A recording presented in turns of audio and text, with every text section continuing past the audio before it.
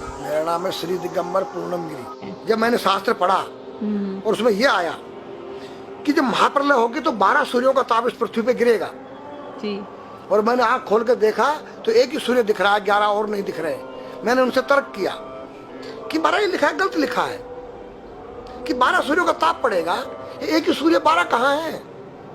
तो उन्होंने कहा बेटा ये सत्य लिखा है, जो वर्तमान में हमारा सूर्य का प्रकाश आ रहा है ये केवल 8% आ रहा है। 92% ओजोन परत पर रुक जा रहा है, जो अल्ट्रावायलेट किरणें जिसको कहते हैं। ओके। यहाँ केवल 8 आ रहा है विटामिन डी को लेकर, रेडियम से युक्त होकर। जब ओजोन परत फट जाएगा, टूट जाएगा, तो 12 8 96 डिग्री जब तापमान आएगा तो 12 सूर्यों का ताप पड़ेगा। ये पूरी पृथ्वी आग का गोला बन जाएगी। नागा का स्वरूप है जी, ये महादेव का स्वरूप है जी, एक बालक का स्वरूप है जी। बालक में क्या चीज नहीं होती है? निर्मल मन जन सो मोई पावा, मोये छल छिद्र कपट नहीं सुहावा। तो बच्चे के दिल के अंदर न काम है, न क्रोध है, न लोभ है, न मोह है, न मद है। और नंगा किसी तेरी गोद में बैठ जाए, नंगा उसकी गोद में बैठ जाए। तो नागा का रूप एक बालक का स्वरूप होता है जिसके अंदर से विकार रहित हो जाए, उसका नाम नागा है, सन्यासी है, संन्यासमया, तीनों गुणों से रहित हो जाना। ये जो गांजा भांग है ये क्या करता है? तुम्हारी मनोशक्ति को जो है बुरे कामों से डरा देता है, या तो कोई यूज करके देखे।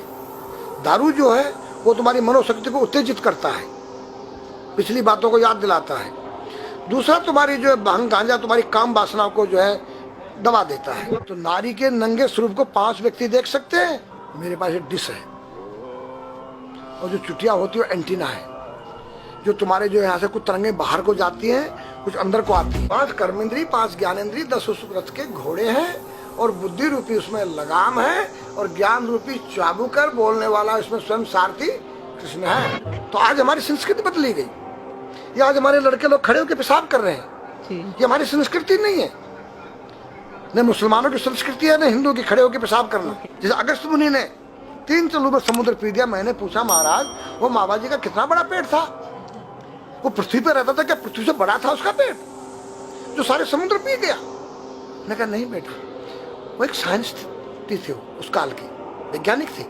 उन्होंने ऐसा केमिकल डाल दिया कि पानी के 2 भागों में बढ़ गया, H2O हो गया और वो आकाश में उड़ गया। आज का जो नौजवान है ये साइंसवादी है, ये हमारी भौतिकवादी और जो हमारी धार्मिक आध्यात्मिकवाद को नहीं मानेगा। इसको तुम साइंस के द्वारा अध्यात्मवाद को मनवाएगा तो मानेगा। जैसे मैं सूर्य को जल देख करके मैं हर बीमारी का इलाज कर देता हूँ। बताओ कैसे? कैसे बाबा? सूर्य उदय हो रहा है, ये जैसे सूर्य मान लो इसको जी, और मैं यहाँ खड़ा हूँ, तो हम दोनों एक ही डिग्री पर हैं जी।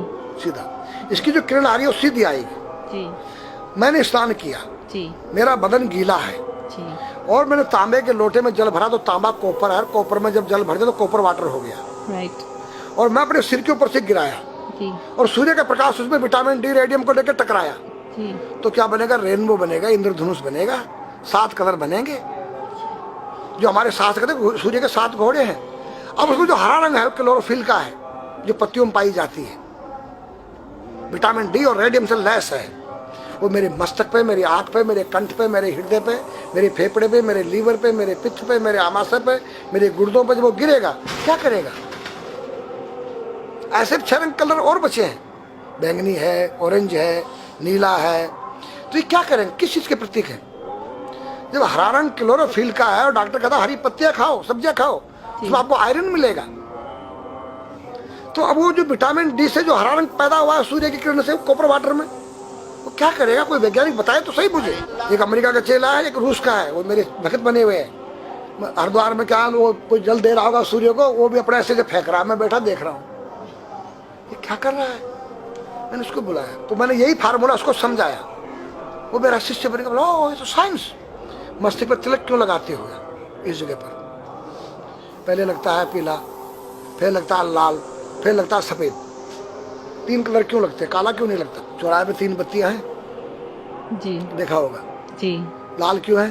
फॉर डेंजर, स्टॉप, खतरा है, या डेंजर, खड़े हो जाओ, खतरा है जी। पीला देखो चलना नहीं है, हाँ, देखो रेडी रहो, देखो। और सफेद चल सफेद सफेद तो यहाँ है उसमें ना, हाँ चावल लगा रखे हैं ना मेरे हाँ सफेद, हाँ वहाँ हरा है। वहाँ हरा है, ready to go.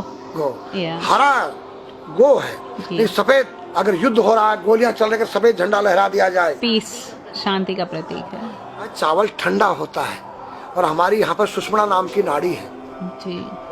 Lal colour है कि तुम इस योग सहयोग में आके तुम बैठ सकते हो कि नहीं, ये माहौल तुम्हारे योग्य है या नहीं, या जुआ चल रहा है, या शराब पी जा रही है, क्या तुम बैठ सकती हो? देखो पीला कलर है, देखो, आना नहीं जाना नहीं, देखो, ओ खतरा है या ठीक नहीं है, चलो। और सफेद शांति, जी। क्या यहाँ शांति है, बैठ सकते हैं। तो ये हमारी जो है संस्कृति में एक वैज्ञानिक है, जब हम खाते हैं गैस बनती है, तो बिल्कुल। चावल जब पानी भीगे में ठंडा हो जाता है और हमारी सुषुम्ना नाड़ी पर जब लग गया है तो उस नाड़ी को ठंडा करने लग गया है, उस नाड़ी से कोई गर्म गैस को ऊपर चढ़ने नहीं देगा। और हमारे शरीर ब्रह्मांड में, हमारे सिर के अंदर कोई ऐसी वायु गैस जाकर तुम्हारी सिर को परेशान नहीं कर सकता है। तो मेरे पास जितने हमारे शास्त्र पुराण ग्रंथ हैं, ये साइंस है, मैं साइंस के द्वारा इन वैज्ञानिकों को समझा सकता हूँ और रगड़ा सकता हूँ। कहा जाता है कि नागा बाबा जो हैं वो कुंभ मेले के बाद विलुप्त हो जाते हैं, नहीं। ऐसा कुछ है क्या? ऐसा नहीं है, जैसे हम गंगोत्री धाम हिमालय में रहते हैं, जी वहाँ मुझे हिमालय पसंद आया। जी क्यों? कि तुम गर्मी से बचने के लिए तुम्हारे रूम में एसी लगी है, जी ठंडा पानी पीने के लिए तुम्हारे पास कृत्रिम जो है फ्रिज लगा है, जी। हवा लेने के लिए तुम्हारे को पंखे या कूलर जो है कृत्रिम लगे हैं, लेकिन भोलेनाथ बाबा ने मेरे लिए नेचुरल एसी लगा रखी है और नेचुरल फ्रिज लगाया है, नेचुरल पंखे लगे हैं। तो मैंने सब कुछ त्याग दिया, छाती में तो मैं कुछ लेके नहीं जा सकता हूँ, चाहे मेरे पास अरबों खरबों रुपया हो, जी।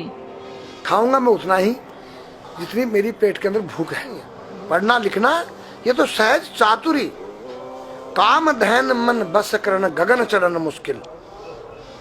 काम धैन मतलब अपने वीर्य को कंट्रोल करना, अपने मन को कंट्रोल करना और अपने प्राण को ब्रह्मांड में यहाँ ले जाना। ये खोपड़ी क्या है? ब्रह्मांड है, उसको कहते हैं समाधि। सारे शरीर के प्राणों इकट्ठा करके इस ब्रह्मांड में मस्तिष्क में ले जाके बैठ जाना, जिसको ब्रह्मरंध्र कहते हैं, उस गुफा के अंदर। ये तीन वस्तु मुश्किल है, बाकी सब आसान है। अपरिग्रह मतलब उतना रखो जितना तुम्हें आवश्यकता है, अधिक मत रखो। अब तुम अष्टांग योग जो है पतंजलि लगा रहे हो और व्यापार बिजनेस चालू है, मेरी दूध को ले लो, टूथपेस्ट ले लो।